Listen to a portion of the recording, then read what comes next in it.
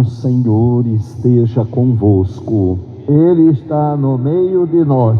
Proclamação do Evangelho de Jesus Cristo, segundo João. Glória a vós, Senhor.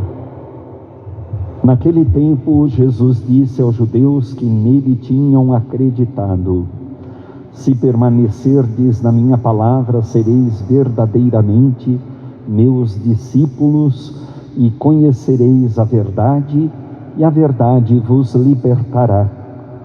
Responderam eles: somos descendentes de Abraão e nunca fomos escravos de ninguém. Como podes dizer, vós vos tornareis livres?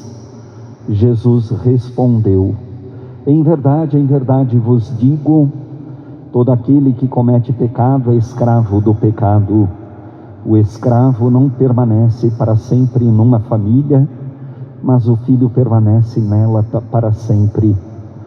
Se, pois, o Filho vos libertar, sereis verdadeiramente livres.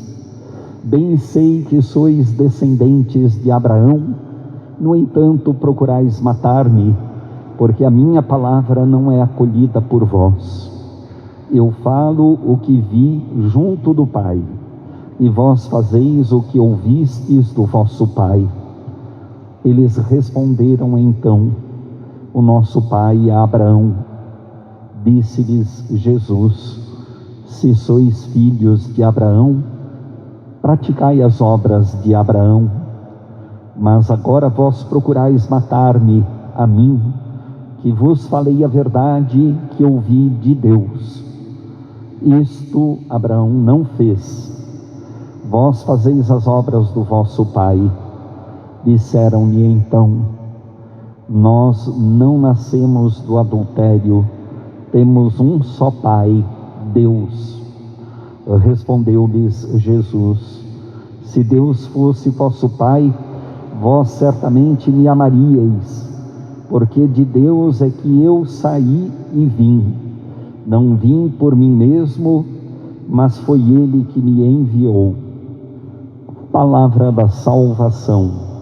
Glória a vós, Senhor. Vamos seguindo a nossa liturgia. Hoje, a narrativa do profeta Daniel, que fala da região exatamente onde Nabucodonosor reina, é a região do Iraque atual.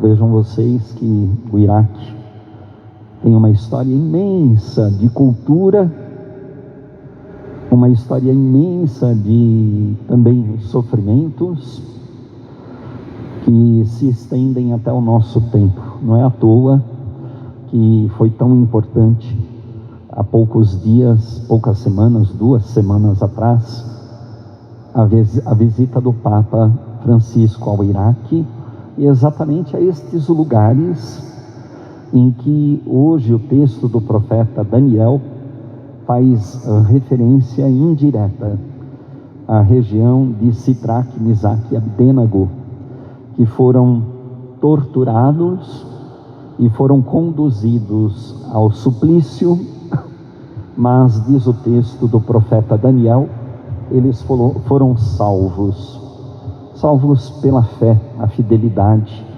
ao Deus verdadeiro. É claro que aqui é uma história metafórica para falar de pessoas livres, pessoas que não consideram que a subserviência, pessoas que não consideram seguir padrões impostos, são para eles elementos de extrema importância. O importante é a fidelidade, e uma fidelidade no caráter. Podemos aqui imaginar uma fornalha ardente, 3 jovens lançados nela, uma fornalha 7 vezes mais cheia de lenha, para que nada sobrasse dos corpos deles. Mas na verdade toda essa narrativa é para demonstrar que muitas vezes nós falamos de um Deus, mas na vida praticamos uma outra fé. Temos deuses em oposição dentro de nós.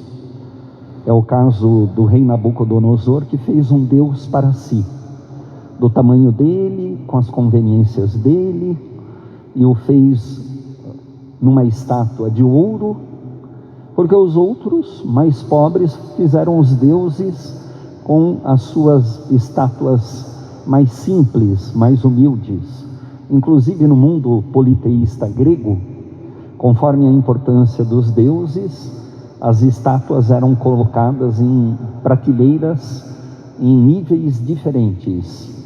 As prateleiras inferiores dos deuses inferiores e as prateleiras superiores dos deuses superiores, mais importantes, os deuses em geral das elites do poder político e econômico. Deus, com letra minúscula aí, era uma figuração de interesses pessoais. Cada Deus um interesse. Por isso nós devemos tomar cuidado, porque nós podemos pôr uma tarja Jesus, mas estarmos diante de um Deus que não é o próprio Jesus de Nazaré. Jesus mesmo dizia: vocês ouvirão, Senhor, Senhor, mas não o sigais, porque não são todos aqueles que dizem Senhor, Senhor, que entrarão no reino dos céus, como também não é todo mundo que diz a verdade vos libertará, que está seguindo exatamente o que Jesus disse no Evangelho. Porque são palavras manipuladas, são textos que foram dobrados, quebrados, manipulados para dizer o que interessa, para dizer e manipular as consciências. Inclusive aqui no Brasil, o nosso problema maior não são os outros deuses que não são cristãos, é usar o nome do Deus cristão para cometer abominações, como nós observamos. É com o nome de Deus que se defrauda o próximo, é com o nome de Deus que se ganha a eleição, é com o nome de Deus que se torce a justiça, é com o nome de Deus, é com a verdade vos libertará, que se engana a população. Por isso tomemos cuidado, porque os filhos de Abraão, como diz o Evangelho de hoje, foram cruéis perseguidores do Messias, o Cristo. Eles se achavam muito fiéis seguidores, filhos de Abraão. Mas Jesus lhes diz: se vós fosseis filhos verdadeiramente de Abraão, vocês me ouviriam e me respeitariam. Não poderiam, porque na verdade revestiram com a carapaça de um discurso religioso judaico uma prática totalmente voltada a constituir situações de opressão e de privilégios de poucos. Por isso, quando eu ouço alguém dizendo que cada um respeita a religião do outro, é verdade, mas não confundamos, não achemos que a religião de todo mundo vai, por causa disso, se coligar aos aspectos religiosos dos valores cristãos. E nem confundamos que muita reza, muita novena, muito discurso, inclusive de padre, infelizmente, tenha tantos valores evangélicos. Principalmente quando a gente, acompanhando as redes sociais, acompanhamos verdadeiras abominações em formas de discurso religioso, contra a saúde pública, contra a vacina. Poucos dias atrás ouvia que um padre no Rio de Janeiro fez discurso de que a gente tem que aceitar que o mundo vai morrer mesmo, então vamos morrer, né? Vamos todo mundo sair, vamos tirar as máscaras, vamos lotar as festas, vamos encher a praia de Copacabana, porque morrer a gente vai mesmo. Certamente foi advertido pelo bispo dele, porque é um perigo alguém que toma posse do microfone e do nome sagrado de Deus para dizer abominações, para fazer interpretações torcidas de textos bíblicos, para se aliar aos malvados, para se juntar aos debochadores, para dar legitimidade aos opressores, para se calar diante das injustiças, para esconder e escamotear com o seu pietismo religioso as suas próprias hipocrisias. O texto de hoje, minhas irmãs e irmãos, é um texto grave se falarmos do clero.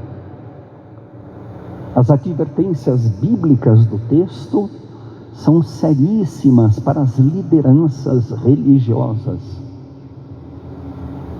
para aqueles que têm a responsabilidade de refletir e trabalhar segundo a proposta de Jesus de Nazaré.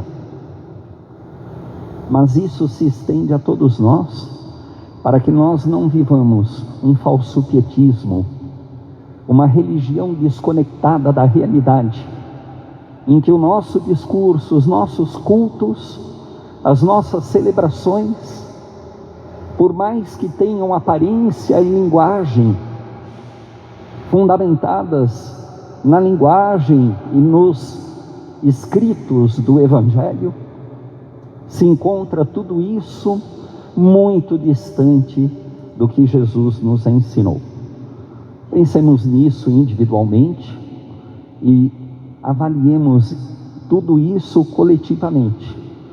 E depois continuemos frequentando as redes sociais, continuemos a ver o que por aí se passa e façamos tudo isso à luz dos critérios verdadeiramente do Evangelho, para nós podermos discernir quem é verdadeiramente, por fidelidade de caráter, filho e filha de Abraão.